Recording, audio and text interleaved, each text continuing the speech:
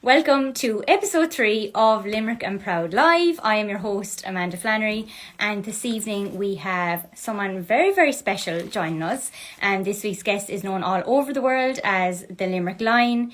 He's Ireland's strongest man 5 times, UK's strongest man in 2018, and a competitor in World's Strongest Man. It's the Limerick Lion, Pa O'Dwyer. So Pa is going to be joining us very, very shortly. Just waiting for him to send his request. Here we go. Just wait for that to come through now. And in the meantime, if you have any questions, make sure to pop them in the box. Hi, Pa. How are you? Hey, how are you? We're good. Thank you. Thanks for joining us. No, what at all. We had a few technical difficulties there at the beginning, but we're sorted now. That's just the way live goes, doesn't it? There's always something. I know, yeah, unfortunately, yeah. Well, welcome to Limerick and Proud. Thank you so much for being our special guest this week. No, whatever. It's good to be here. It's nice to be asked to do it. Not at all. So we'll get started. We'll start at the beginning, Pa, and we'll ask you where in Limerick you grew up and what it was like. Yeah, so I grew up outside Newcastle West in a place called Ruska. Not many people know it, but if you're in Newcastle West and you look over to, what would it be, in the south, towards the south, and the big majestic mountains, you'll see there, that's where I'm from. Fantastic. And what was it like growing up out there? It was good. I suppose it probably primed me for strongman because I grew up on a farm. So a lot of the times I was up early and kind of pulling and dragging on the farm all the time. You know, there's always something to be done and the work was always very physical, you know. And I suppose that's what strongman really is just a professional farmer pulling and dragging. Tell us about school then and your time as a young adult in Limerick. What was it like? School really wasn't my thing. I went to school in I went to primary school in Arda and I went to secondary school in Abbeyfield, and school just wasn't meant for me. All I ever learned to do in school was smoke fags. And then you when you were a young adult, you got into lifting weights, and tell us about your journey to becoming a strong man. So I was working on the roads a lot. I was in and out of building sites and stuff like that. And a lot of time that job can come with like a lot of guys would go drinking every weekend. So I suppose by the time I was just around 20, 21 years of age, and at that stage I was nearly drinking probably 7 nights a week. I was kept busy drinking a lot of time. Obviously I was working during the week as well. I was working 6-7 days a week as well. And a lot of time is away in Dublin and stuff like that, so there was not really else to do in the evenings, only drink. So at the time when I was around 20, just I turned 21 years of age, my girlfriend got pregnant. So that was my 21st birthday gift, was to find out that I was going to be a father. So I knew I had to straighten myself at that stage, and I met a guy actually in the pub of all places, and I knew that he was in and out of the gym a lot. So I said to him, I was thinking about joining the gym, and he says, there's no point talking about it here. Come up to the gym Monday evening at 7 o'clock, and we'll see how we go from there if you show up. So I said, grand. So that following Monday evening at 7 o'clock, I turned up to the gym, and that at this stage is nearly 14, 15 years ago, and I've never gone more than 2 or 3 days without training since then. Unreal. So just a complete life turnaround. Yeah, a lot of people will just say I've kind of switched one addiction for another, but obviously this lifestyle is a bit more healthier. Yeah, and you do personal training on the side then as well as another job. Tell us about that. Do you enjoy doing that? And yeah, I do. Yeah, that's my job at the minute is a personal trainer. I'm an online coach as well, so I coach a lot of athletes as well. That's our kind of, it's mainly strong men and strong women I coach online. And a lot of my PTs are just general public trying to lose weight and get fit. So I don't actually physically personal train any strongman or powerlifter or anything like that, even though that would be my field. But it's mainly getting people healthy, making them fit, and trying to help them lose weight is my personal training really. But yeah, I love it. It's great because I've worked. I was in the fire brigade for years, and I've been working with different companies down through years, and trying to fit in strongman and competing around when you're working for someone else is very hard. So when I work for myself doing the PT, it's easy. If I need to, like this week, I'm flying over to Leeds Friday morning. If that was with any other, if I was working for someone, I'd be booking holidays for the Friday. I'd probably be booking holidays as well for the Monday. So it's really good that I can I can adjust my own work around strongman basically. Yeah, absolutely. And while you're on the topic of strongman, when did you decide to start competing in that, in them competitions, and what was it like to do that, like in Limerick? I presume you were the only one in Limerick doing it. What was it like to It was good. start to decide, okay, I'm going to do this? Yeah, well, after a short time when I was in the gym, when I first joined the gym, I was around 10 or 11 stone at the time, because like obviously I was following no nutrition, and I spent a lot of time drinking. So I spent a lot of that time not doing what I'm doing now, basically. Mm-hmm. So I was where was I? I was what was I doing? I can't remember what I was doing at the time, but yeah. So it was a complete change around, I suppose. Yeah. Yeah, and I suppose from a Limerick perspective, you obviously influence people to get fit and lift weights and kind of do that for themselves, as you said, as a lifestyle and to make themselves feel better. But who would you say, if you had to pick some Limerick influences that like helped you on your way or helped you to become who you are today, who would you say they would be? I don't like, for what I'm doing is very there's a lot of guys around Ireland really that are kind of at the level I'm at anyway, you know. So the people I looked up to in my sport would be guys like probably a lot of your listeners might know them, but it'd be there's a guy called Big Z who is Sidrūnas Savickas, so he's a Lithuanian strongman, and he spent, which is kind of unheard of in any other sport, he spent 20 years at the top of his sport. So he was number one, or no, he was often placed second, or it was nearly always he came first in international competitions over 20-year span. He's 4 times world's strongest man. He's won the Arnold Classic, which is held over in America. He's won that 8 times. No one has ever matched his records for that. So that's someone that I would have looked up to. Mm-hmm. And there's always people coming up along the ranks that I look up to as well. Like a friend of mine who's actually, he's only 27 years of age, and only this year he won World's Strongest Man. And this guy he's autistic too, so he's obviously that side to deal with, and he's still managed to be the number 1 guy in the world. So he's another guy I would look up to, Tom Stoltman. Absolutely fantastic.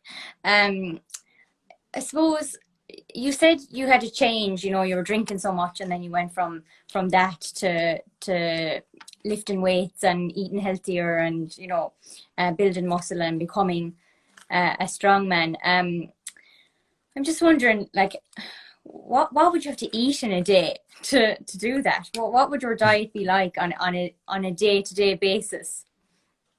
As I say, like when I was first starting out, I was around 11 stone, so I started educating myself on diet and training immediately, because obviously I fell in love with it's not so much strongman at the time. It was kind of just going to the gym and getting stronger and getting fitter and trying to become more healthy. So I educated myself as I was coming along, and I was probably training about I was training in the gym maybe 4 years, so I was around 25 or 26 when I did my first strongman competition, and it was on below in Cork. And I think at the time I only did it for the crack. I got like 2 weeks notice for this competition. It's just something I just saw on Facebook. Mm-hmm. And I said I'd do it for the crack, and we landed down, and there was like 24 or 5 guys competing that day, and they're all way bigger than me. Now at the time I still wasn't that big. I was only, at that stage, I'd probably gone up to 16 or 17 stone. So these guys are way bigger than me. They're taller than me and everything. And long story short, I came away with 3rd place on that day. So it was kind of from then on, I said I'd kind of stick to it a bit more, and that's where my focus then started. was just mainly trying to be a better strongman, which is a hard thing to do because it's not as if all we do is lift heavy weights, but a lot of time we'd have to do running, but there's a lot of running in our competition as well. So we'd have to pick up something heavy. Now they are heavy. For argument's sake, this weekend I'm competing in Europe's Strongest Man, and one of the events is you jump inside, and it's a small car. It's like a Fiat, and you pick the Fiat up. There's there's handles obviously put into the car, so you pick the Fiat up. Your feet are down to the floor, and you actually pick up the whole car, and you bring it for 25 meters.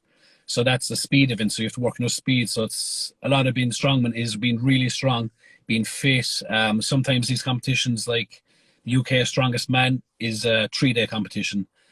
So you have to obviously it's not just being strong, it's being fit and having a lot of endurance as well to go for 3-day competitions, you know. So being a strongman is a tough, tough sport.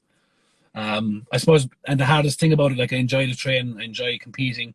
Like there's 15,000 people sitting down to this competition, Europe's Strongest Man, the weekend, and it'll be shown to millions worldwide. And I just love that side of it. I love the entertain. I love kind of shouting and roaring and the messing, and that's probably why I get invited to these competitions more than anything else, is because I be an entertainer as such. So it's the diet really is the hard thing. It's getting the calories in constantly. And if you're not, especially with me, because I find it really hard to put on weight. So if I miss a single meal during the day, I could end up losing 2 or 3 pounds just by missing one meal. So it's a nightmare for me trying to put up the weight, because at the minute I'm just under 23 stone. And a lot of the guys I'm competing with, the average weight would be 26 stone. And then you've got bigger guys again, the big guys of strongmen, who are the likes of a lot of the viewers will have seen Game of Thrones, Thor Bjornsson, who's close to 7 foot and 31, 32 stone. So like I'm at a disadvantage when I'm not that big. So obviously I have to work harder on my diet, and I have to train harder to lift the heavier weights. So it's tough. The diet is really tough, trying to get all those calories in. And typically coming up to competition, I can eat maybe up to this week I'm up on 10,000 calories a day. Crazy. Oh, like what do you eat in a day to get to 10,000, Pat? Like, would you have to be eating every hour, like a big meal on the hour? No, it starts off around 7 o'clock in the morning is my first meal. I have 5 meals. I have 6 meals. 4 of the meals are in around 2,000 calories, and my 2 smaller meals then are like they're shakes, so they consist of just protein and stuff like that. But for my first meal of the day is 12 large eggs. I have 7 Weetabix, and I have a bowl of fruit. So in that I've pancakes as well at the minute. I have pancakes with chocolate. So my first meal is actually close to 2,500 calories. Each meal after that, I just had a meal there. It was 300 grams of steak, half kilo of potatoes, veg, and 2 bagels. So that's the meal I just had there. It's torture. It's torture, yeah. It's absolutely torture, because it's really hard to put 2,000 calories down your throat when you're not hungry. And probably the hardest meal of the day is my last one before bed, which is, again, it'll be just a lot of meat, a lot of carbohydrates again. And a lot of time I'm empty reaching, like packing this food into my mouth. It's horrible. I couldn't describe to you how hard it is to get the food in and trying to make myself big. Yeah. There's some wows and stuff coming in there in the comments. I think people are shocked. Pancakes and chocolate and fruit doesn't sound too bad to me now, Pat. I don't know what I'd be able with a half kilo of spuds now. I don't know. Yeah, it's probably 2 or 3. I know, like a lot of people say, geez, I'd love to be able to eat, like, because obviously I coach a lot of people who are trying to lose weight, and they're like, oh, I'd love your diet. But before I started Strongman, I used to do a bit of bodybuilding, and I've went through the phase of, I went one time 5 or 6 weeks without having a single carbohydrate. So it was all fats and proteins, and I starved myself on that diet. And I can tell you there's nothing harder than eating food when you're not hungry. It's just horrible. like I'm waking up each morning, I'm not hungry because I'm still full from the night before, the meal the night before. And like next time you're full, try and eat 4 large pancakes with Nutella in them. Yeah. It's horrible. Down in the water, trying to like get it to go down your throat. Exactly, literally, yeah. Yeah, it's horrible, yeah. So, could you tell us where did you get the nickname, the Limerick Lion? Where did that come Um, out? that just kind of came, oh, obviously I'm from Limerick, and before each event I do this thing, like it's just kind of, it's like a mental thing I do. It's like it charges me up to get ready for what I'm about to do, and I would, as the commentator will call my name, it's like maybe 5 seconds after that I'm going to do something like flip a car or deadlift 400 kilos or squat some ridiculous weights. And right before my name, or right after my name is called, I'll roar as loud as I can. And at this stage, it's just a really loud roar. So, and now I got the lion's mane going on. And it's the Limerick, and I let off the roar and the beard and everything else. So they call me the Limerick Lion now. Well, it's a good nickname, Pa. It's a good nickname. Yeah. I So, could be worse things like a Cork Lion or a Dublin Lion. absolutely. No, we want to be Limerick now, especially after that All Ireland at Cork. So we'll stay on the Limerick side. So you represent Limerick and Ireland on these international stages. Yeah. So obviously you're meeting people who aren't from Limerick or aren't, from Ireland. And maybe if the people from Ireland don't know Limerick, their perception of Limerick might be a dated one. So like, what would, like, when you tell people you're from Limerick, what are you met with? Are you met with that kind of old-fashioned perspective or perception of Limerick, or are you met with, oh yeah, that's a great place to go, or like, do you think your people's perception of Limerick has changed over the years? I think people's perception of Limerick has changed a lot over the years. Like even people I've met around Ireland, when I say I'm from Limerick, years ago, they'd obviously straight away call it Stab City, to my face, and say, oh, that's Stab City. But now, as I'm meeting people around the country, because especially in the north, I suppose I'd be more well known up in the north, because a lot of time the competitions are held up there, and even when people are coming up looking for photos or anything like that, and I'd tell them where I'm from Limerick, and they'd never put the two together.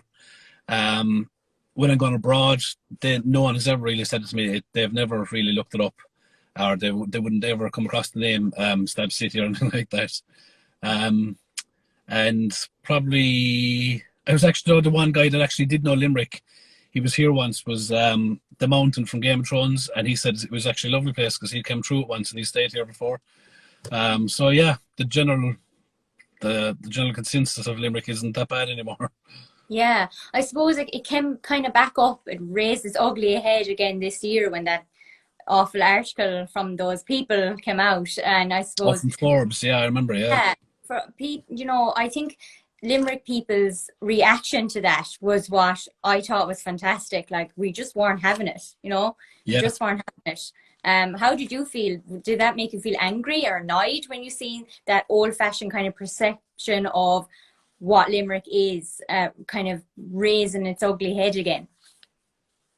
Yeah, exactly. Like, but see, that's some Americans, like some Americans actually believe in leprechauns. I used to adore once, and there was a couple of Americans in there, and these guys were in their late 40s, the early 50s, and they were like, what do you work at during the day, and where would you get to meet some leprechauns? And he was being serious. He thought there was actually leprechauns there. And I said, well, I hate admitting, like, but I'm actually a leprechaun hunter. And I kept along with the guy, and he bought every word of it. He thought there was such thing as leprechauns and such thing as leprechaun hunters. So that's like the general thing from Americans. They think all the Irish do is fight and drink and hunt leprechauns. Oh yeah, sure. We're the drunken Irish, apparently. Yeah. Right, Pat O'Dwyer. So if you had a day off of eating what you have to eat, you had a day off the gym and strongman, and you had a day off personal training, what would be your ideal day out in Limerick from start to finish? What would you do? My ideal day would be waking up at whatever time I wanted, just having a cup of tea and a slice of toast. And I'd probably still end up in the gym because I actually genuinely do like working out. I also go to the Strand Hotel in Limerick. They've got they've got a jacuzzi, steam room, sauna, and one of the things I absolutely love, and I recommend it to anyone that's into their fitness or their recovery and like that. I use it 4 times a week to try and recover my body, because obviously all the heavy things that I lift during the week. Is they have a plunge pool, and the plunge pool is extremely cold, and I love the cold, especially when you're my size. I just love the cold. So the recovery suite inside the Strand Hotel is amazing. So that's something else I'd probably end up doing. And after that, I'd probably go for a few pints of Guinness somewhere. Sounds ideal. Sounds ideal. So, if there's someone young from Limerick looking at you now saying, "Oh, gosh, I'd love to try that. I'd love to start and give a shot at it. Maybe 1 year being the next Limerick Lion." What advice would you give to that person? The advice I'd give is it's a long, long road. Even for the guys that are naturally talented at strongman, and I've seen guys who are naturally talented.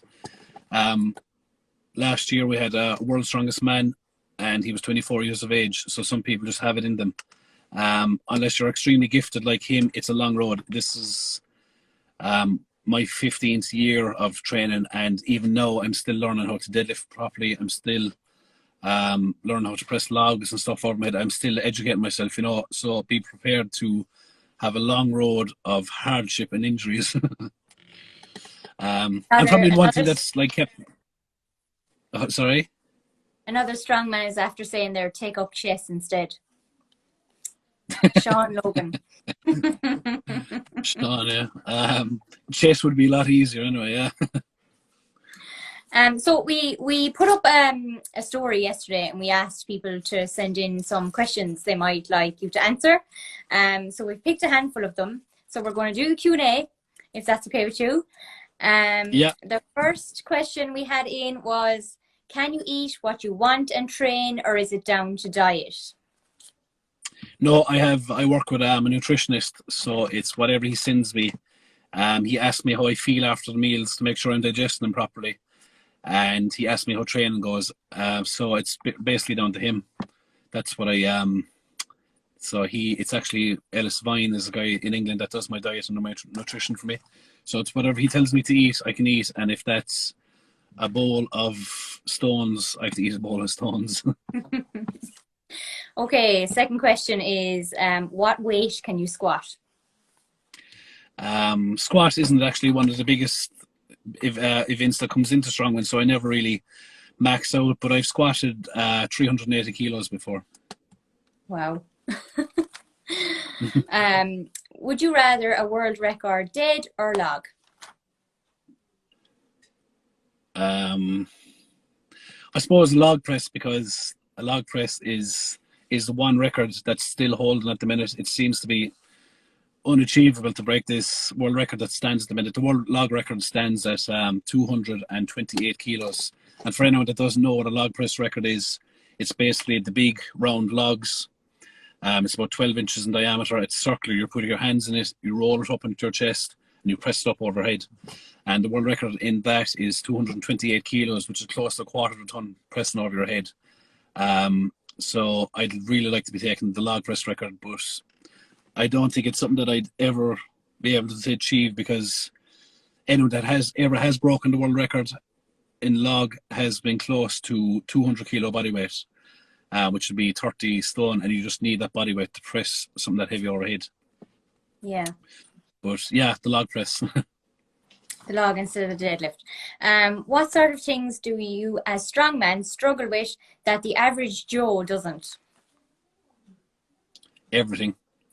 I have, he's, what age is he? He's 16 months at the minute, Freddie at home. So following him around the place is one of the hardest. It's probably harder than any leg session that I do. Putting shoes on, putting socks on. I've broken a toilet. I broke the toilet 6 weeks ago.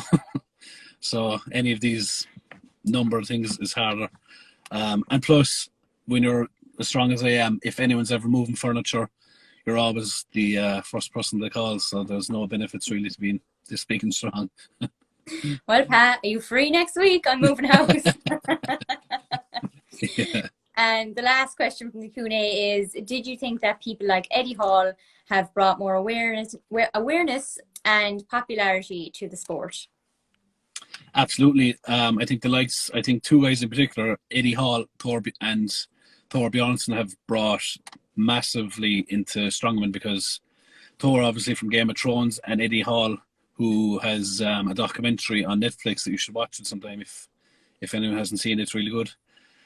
And they've highlighted the sport a lot, which has done us favours in as well, because it's bringing more money into the sport. So it's allowing the professional guys to be more professional and not having day jobs. I'm still not at the level where I can just focus fully on strongman. Until someone sponsors me, I'll still be working a day job. But Hello, yeah, anyone like to sponsor Power Dwyer that's on here? yeah, your name could be right here across my chest. Absolutely. And so just finish off. So I'm going to ask you, what's next? What's next for you? I know you're off to Leeds this weekend. My goals were all my my goals. Yeah, the goals I've had all along were, I wanted to break the record and win in Ireland's Strongest Man. I wanted to win it 5 times. So I've gone and achieved that goal. Another goal of mine was to place top 10 at World's Strongest Man. An Irishman has never made it to the top 10 in World's Strongest Man. That's also another goal I'm going to break. And after that, I don't know, I might get into some acting. I enjoy acting. I've done small bits and pieces before, so that'll be probably next is films. The next rock, the Irish rock. Yeah, why not? Why not? Exactly. Well, Pat, thank you so much for joining us for the chats this evening. It was lovely to see you, and thanks a million. For anyone who missed this or dropped in late, I'll be posting this on IGTV, and it'll be going up as a podcast on Spotify and Apple and all those podcast streams later on, probably be next week. And Pat, when we go back into the office and things are back to normal, make sure and call in and see us. I will, of course. Thanks a million. Pat. Bye. Thanks. I'll see you later. Bye bye.